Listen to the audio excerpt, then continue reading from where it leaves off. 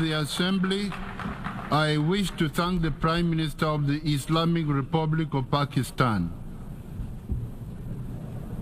אז הנה ראש הממשלה הפקיסטני סיים את נאומו, ועכשיו זהו הזמן של ראש הממשלה בנימין נתניהו לעלות על הפודיום. הנה הכרזה על ראש הממשלה בנימין נתניהו. I request protocol to escort His Excellency and invite him to address the Assembly. הנה ראש הממשלה עולה אל הבימה ומיד יחל בנאומו. נראה שהוא נושא משהו כמו שהערכנו מעבר לדפים. Ladies and gentlemen, order. תשובה לשי, שהעולם ריק. כאן ראינו שאנשים יוצאים מהאולם. Order, please. זה קשה להבין מדוע הם יוצאים. האם זה כמחאה? אני שומעת קריאות עידוד, שומע גם צעקות אחרות? זה המשלחת הישראלית. כן. צעקו מרדר, משהו כזה. היה איזה שם. הייתה אמירה כזאת, אני לא שמעתי. הנה הדברים של ראש הממשלה בנימין נתניהו. Mr. President, ladies and gentlemen, I didn't intend to come here this year. My country is at war, fighting for its life. But after I heard the lies and slanders leveled at my country by many of the speakers at this podium, I decided to come here and set the record straight.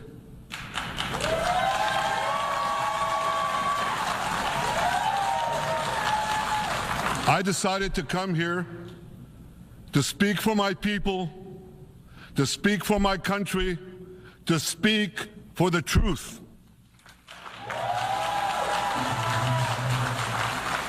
And here's the truth. Israel seeks peace.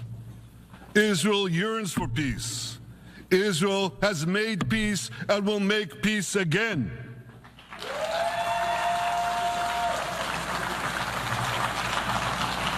Yet we face savage enemies who seek our annihilation, and we must defend ourselves against these savage murderers.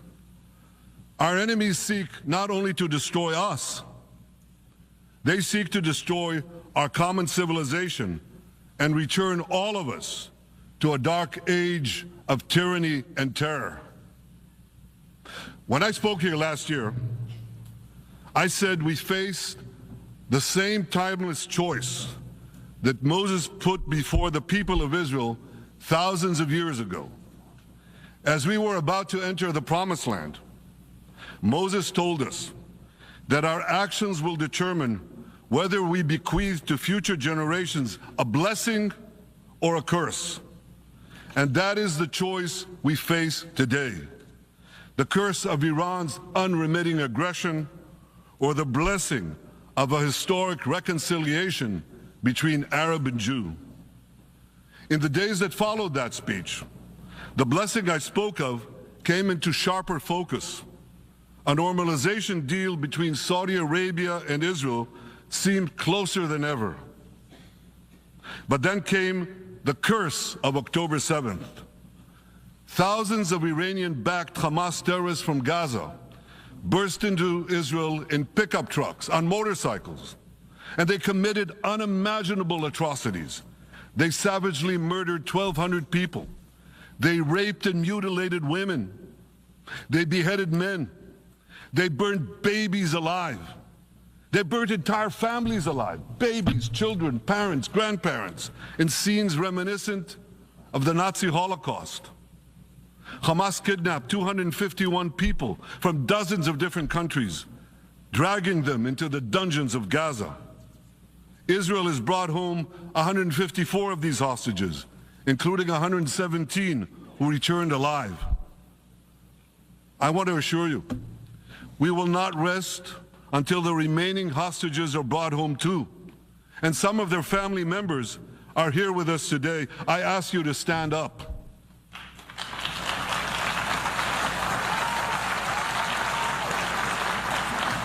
With us is Eli Stevie, whose son Idan was abducted from the Nova Music Festival. That was his crime. A music festival. And these murderous monsters took him. Kobe Smirno, whose son Jonathan was murdered, and his corpse was taken into the dungeons, into the terror tunnels of Gaza. A corpse held hostage. Salim al-Atrash, whose brother Muhammad, a brave Arab Israeli soldier, was murdered. His body too was taken to Gaza. And so was the body of Ifat Hyman's daughter in Bar, who was brutally murdered at that same music festival. With us is Sharon Sharabi, whose brother Yossi was murdered, and who prays for his older brother Eli, who is still held hostage in Gaza. And with us too is Izhar Lifsich from Kibbutz Nir Oz, a kibbutz that was wiped out by the terrorists. Thankfully, we achieved the release of his mother Yocheved, but his father Oded is still languishing in an underground terrorist hell of Hamas. I again promise you, we will return your loved ones home. We will not spare that effort until this holy mission is accomplished.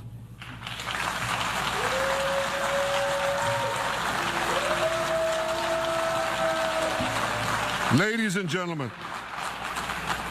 the curse of October 7th began when Hamas invaded Israel from Gaza. But it didn't end there. Israel was soon forced to defend itself on 6 more war fronts organized by Iran. On October 8th, Hezbollah attacked us from Lebanon. Since then, they fired over 8,000 rockets at our towns and cities, at our civilians, at our children. 2 weeks later, the Iran-backed Houthis in Yemen launched drones and missiles at Israel, the first of 250 such attacks, including one yesterday aimed at Tel Aviv.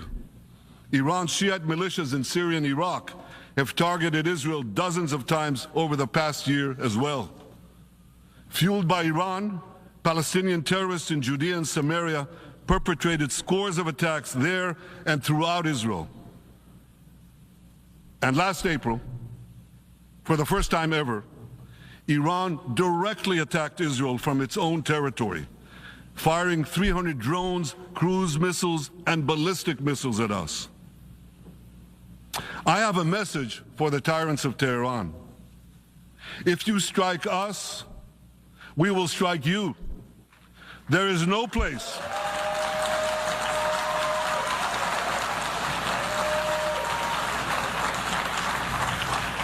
There is no place in Iran that the long arm of Israel cannot reach, and that's true of the entire Middle East. Far from being lambs led to the slaughter, Israel's soldiers have fought back with incredible courage and with heroic sacrifice. And I have another message for this assembly and for the world outside this hall. We are winning.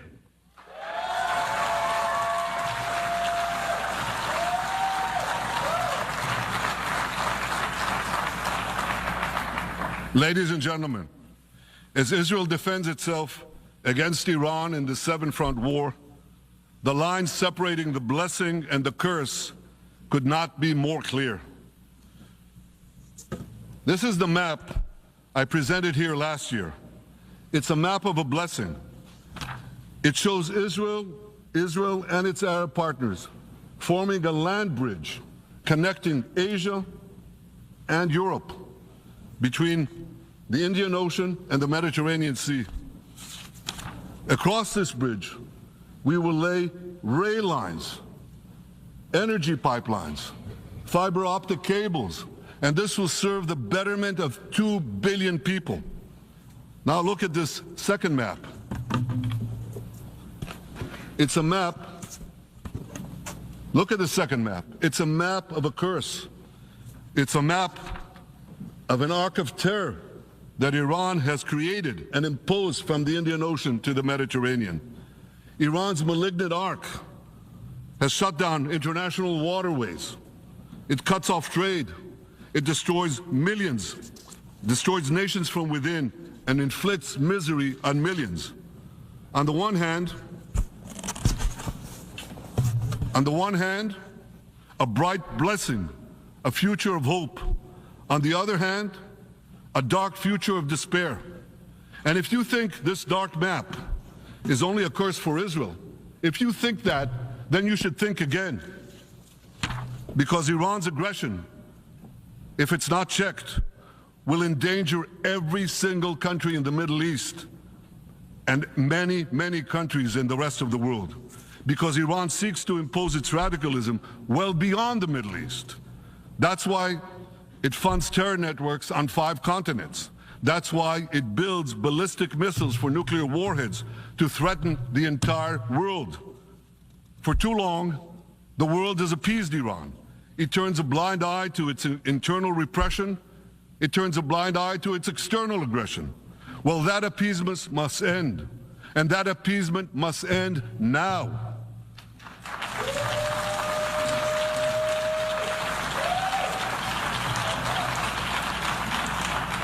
Nations of the world should support the brave people of Iran who want to rid themselves of this evil regime. Responsible governments should not only support Israel in rolling back Iran's aggression, they should join Israel. They should join Israel in stopping Iran's nuclear weapons program. In this body, in the Security Council, we're going to have a deliberation in a few months. And I call on the Security Council to snap back UN Security Council sanctions against Iran, because we must all do everything in our power to ensure that Iran never gets nuclear weapons.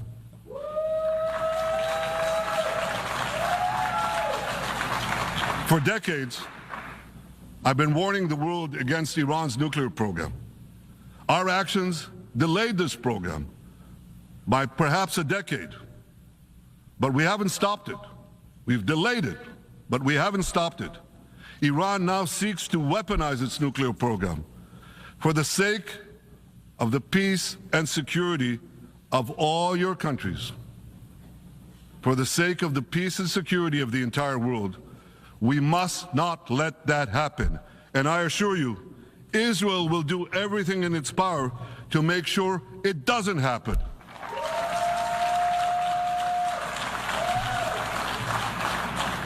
So, ladies and gentlemen, the question before us is simple. Which of these 2 maps that I showed you will shape our future? Will it be the blessings of peace and prosperity for Israel, our Arab partners, and the rest of the world? Or will it be the curse in which Iran and its proxies spread carnage and chaos everywhere? Israel has already made its choice. We've decided to advance the blessing. We're building a partnership for peace with our Arab neighbors while fighting the forces of terror that threaten that peace. For nearly a year, the brave men and women of the IDF have been systematically crushing Hamas's terror army that once ruled Gaza. On October 7th, the day of that invasion into Israel, that terror army numbered nearly 40,000 terrorists. It was armed with more than 15,000 rockets. It had 350 miles of terror tunnels, an underground network bigger than the New York subway system, which they used to wreak havoc above and below ground. A year later, the IDF has killed or captured more than half of these terrorists, destroyed over 90% of their rocket arsenal, and eliminated the key segments of their terror tunnel network. In major military operations,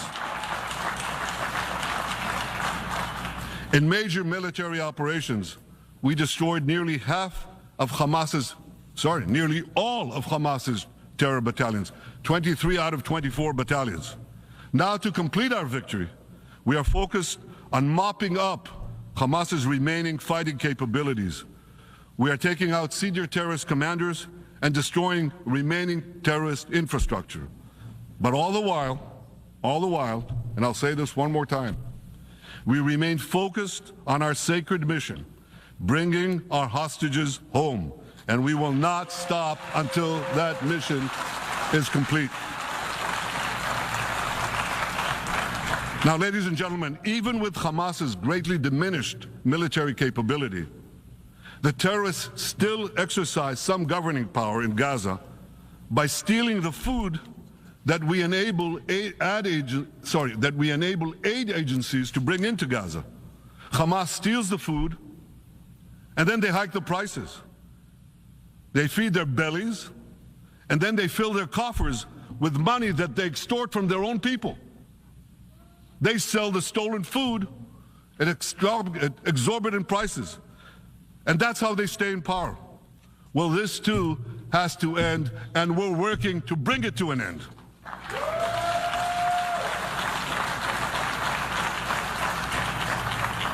And the reason is simple.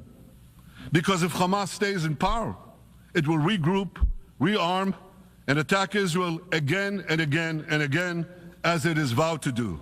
So Hamas has got to go.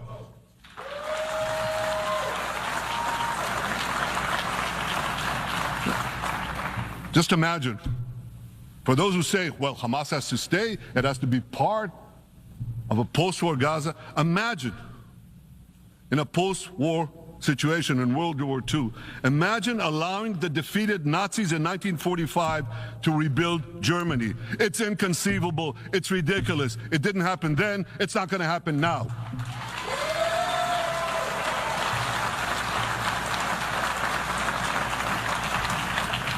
This is why Israel will reject any rule for Hamas in a post-war Gaza. We don't seek to resettle Gaza. What we seek is a demilitarized and de-radicalized Gaza. Only then can we ensure that this round of fighting will be the last round of fighting. We are ready to work with regional and other partners to support a local civilian administration in Gaza committed to peaceful coexistence. As for the hostages, I have a message for the Hamas captors.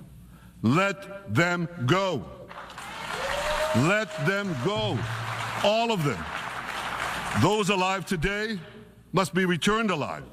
And the remains of those whom you brutally killed must be returned to their families. Those families here with us today and others in Israel deserve to have a resting place for their loved ones, a place where they can grieve and remember them. This war, ladies and gentlemen, this war can come to an end now. All that has to happen is for Hamas to surrender, lay down its arms, and release all the hostages. But if they don't, we will fight until we achieve victory, total victory. There is no substitute for it.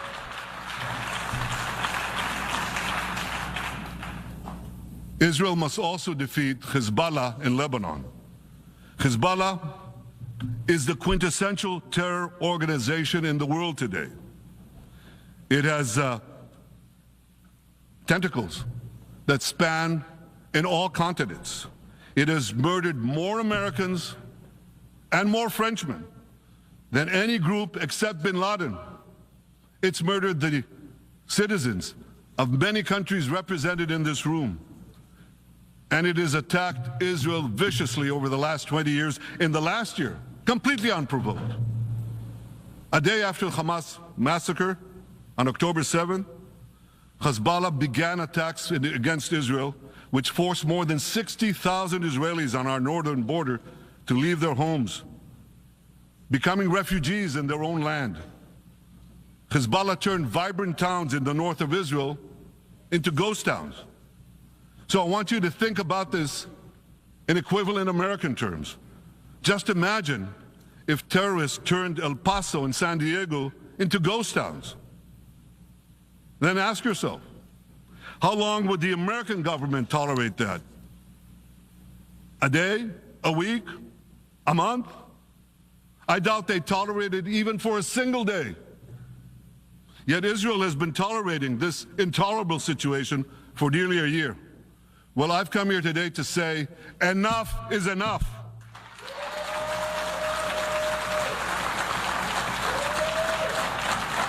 We won't rest until our citizens can return safely to their homes. We will not accept a terror army perched on our northern border, able to perpetrate another October 7th-style massacre. For 18 years, Hezbollah brazenly refused to implement UN Security Council Resolution 1701, which requires it to move its forces away from our borders. Instead, Hezbollah moved right up to our border. They secretly dug terror tunnels to infiltrate our communities and indiscriminately fired thousands of rockets into our towns and villages. They fire these rockets and missiles not from military sites, not from that. They do that too. But they fire those rockets and missiles after they place them in schools, in hospitals, in apartment buildings, and in the private homes of the citizens of Lebanon. They endanger their own people. They put a missile in every kitchen, a rocket in every garage.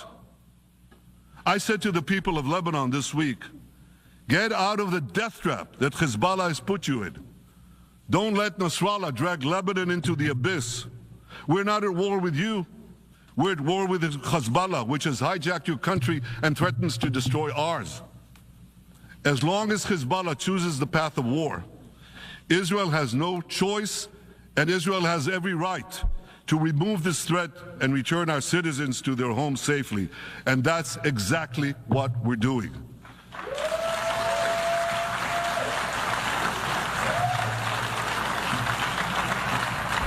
Just this week, the IDF destroyed large percentages of Hezbollah's rockets, which it built with Iran's funding for 3 decades. We took out senior military commanders who not only shed Israeli blood, but American and French blood as well. And then we took out their replacements, and then the replacements of their replacements. And we'll continue degrading Hezbollah until all our objectives are met.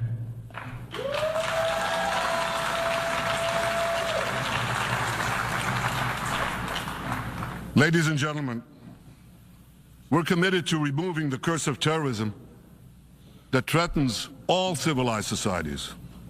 But to truly realize the blessing of a new Middle East, we must continue the path we paved with the Abraham Accords 4 years ago. Above all, this means achieving a historic peace agreement between Israel and Saudi Arabia.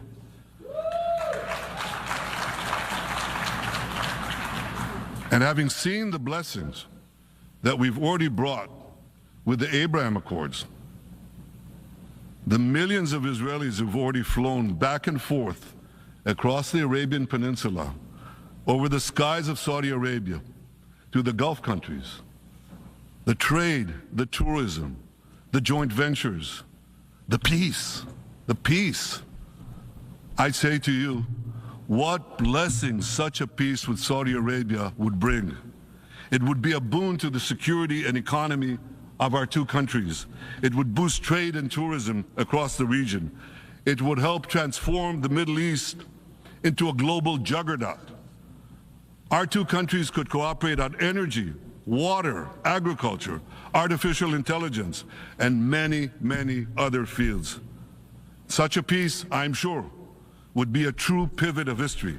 It would usher in a historic reconciliation between the Arab world and Israel, between Islam and Judaism, between Mecca and Jerusalem. While Israel is committed to achieving such a peace, Iran and its terror proxies are committed to scuttling it. That's why one of the best ways to foil Iran's nefarious designs is to achieve the peace. Such a peace would be the foundation for an even broader Abrahamic alliance. And that alliance would include the United States, Israel's current Arab peace partners, Saudi Arabia, and others who choose the blessing of peace. It would advance security and prosperity across the Middle East and bring enormous benefits to the rest of the world. With American support and leadership, I believe this vision can materialize, and much sooner than people think. And as the Prime Minister of Israel, I will do everything in my power to make it happen. This is an opportunity that we and the world should not let go by.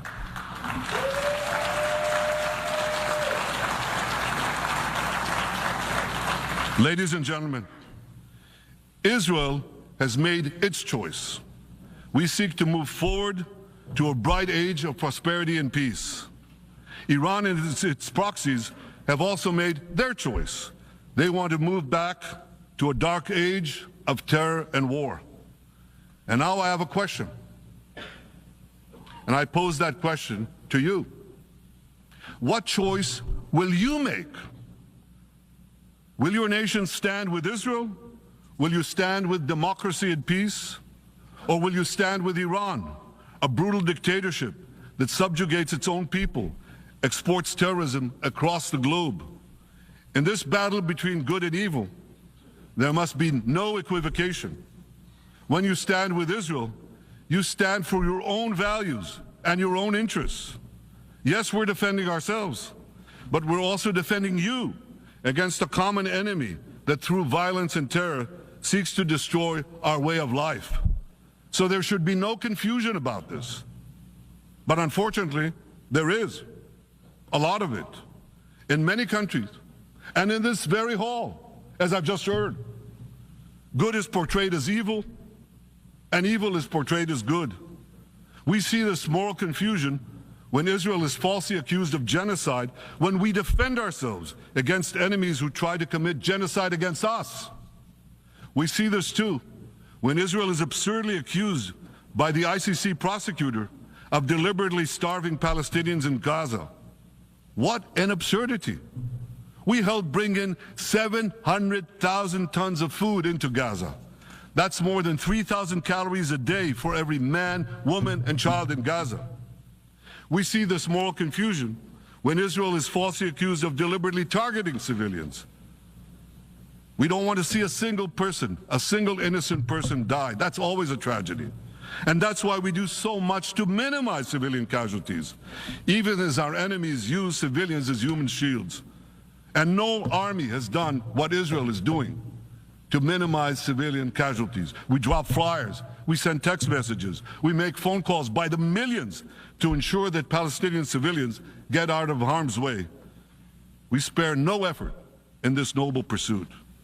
We see yet another profound moral confusion when self-described progressives march against the democracy of Israel. Don't they realize they support the Iranian-backed goons in Tehran and in Gaza?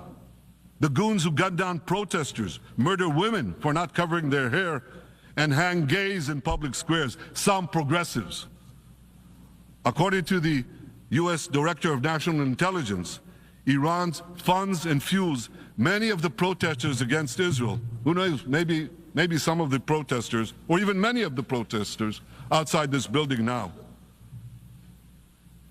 Ladies and gentlemen, King Solomon, who reigned in our eternal capital, Jerusalem, 3,000 years ago, proclaimed something that is familiar to all of you. He said, "There is nothing new under the sun." Well, in an age of space travel, quantum physics, and artificial intelligence, some would argue that's a debatable statement. But one thing is undeniable. There is definitely nothing new at the United Nations.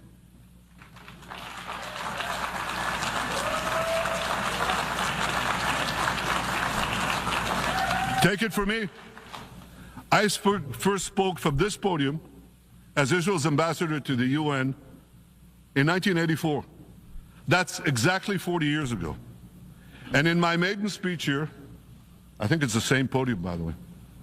In my maiden speech here, I spoke against a proposal to expel Israel from this body.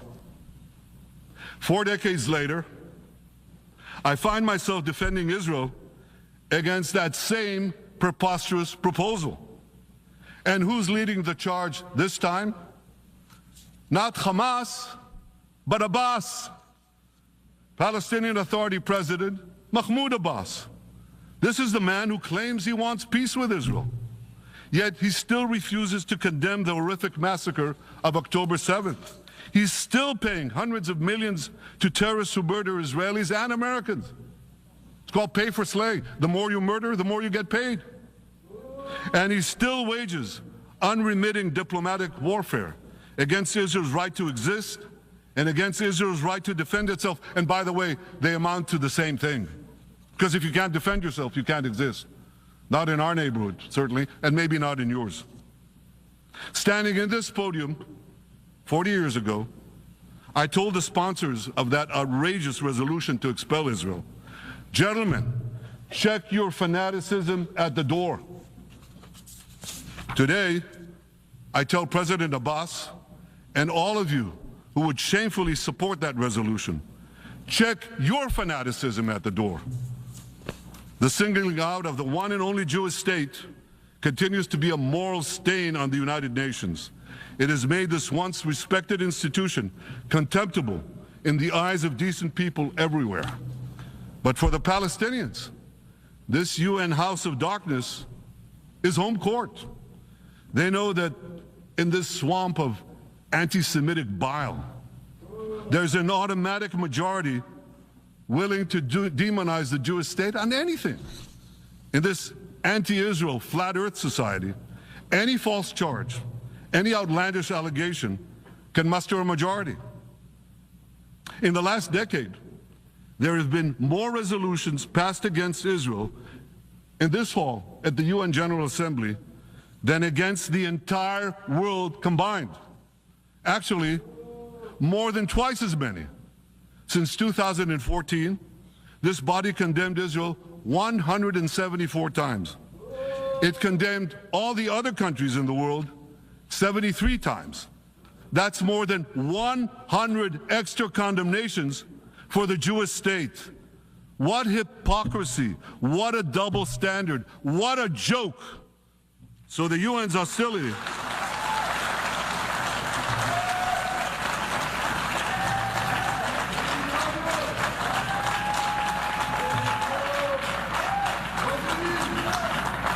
So all the speeches you heard today, all the hostility directed at Israel this year, it's not about Gaza. It's about Israel. It's always been about Israel's very existence. And I say to you, until the Jewish state is treated like other nations, until this anti-Semitic swamp is drained, the UN will be viewed by fair-minded people everywhere as nothing more than a contemptuous farce. Now, given the anti-Semitism at the UN, it should surprise no one that the prosecutor at the ICC, one of the UN's affiliated organs, is considering issuing arrest warrants against me and Israel's defense minister, the democratically elected leaders of the democratic state of Israel. The ICC prosecutors rushed to judgment. His refusal to treat Israel with its independent courts the way other democracies are treated is hard to explain by anything other than pure anti-Semitism. Ladies and gentlemen, the real war criminals are not in Israel. They're in Iran. They're in Gaza, in Syria, in Lebanon, in Yemen. Those of you who stand with these war criminals, those of you who stand with evil against good, with a curse against the blessing, those of you who do so should be ashamed of yourselves.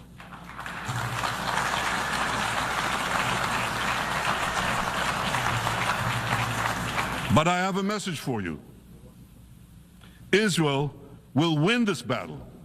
We'll win this battle because we don't have a choice. After generations in which our people were slaughtered, remorselessly butchered, and no one raised a finger in our defense, we now have a state. We now have a brave army, an army of incomparable courage, and we are defending ourselves. As the book of Samuel says in the Bible, Netzach Yisrael lo yishaker. The eternity of Israel will not falter.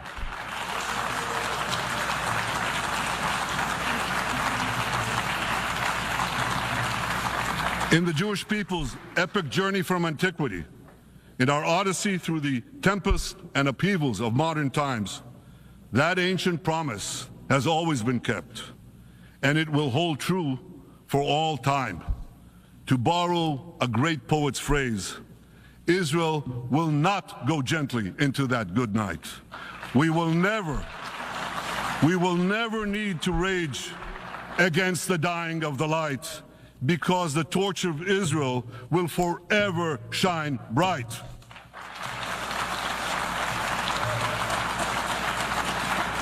To the people of Israel and to the soldiers of Israel, I say, be strong and of good courage.